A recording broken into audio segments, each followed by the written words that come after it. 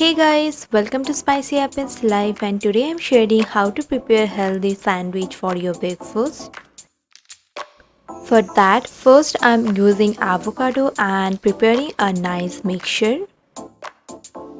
Avocado offers nearly 20 vitamins and minerals and rich in fiber, which helps you feel full longer, and in this way it helps in weight loss too. Adding 1 tablespoon of honey to taste it nice.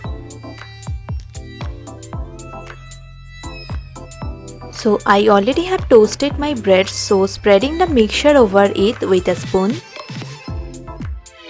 You can add fruits according to your choice. Here I love to have bananas in my breakfast, so I am adding banana. Banana is loaded with fiber and great for heart health. It helps in digestion also. Also adding little bit of strawberry syrup and it just tastes so delicious.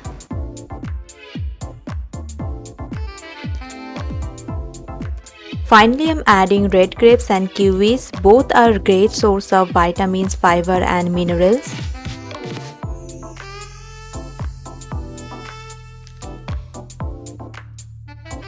This is basically a power pack sandwich for your health. It helps in weight loss and also helps to achieve beautiful skin.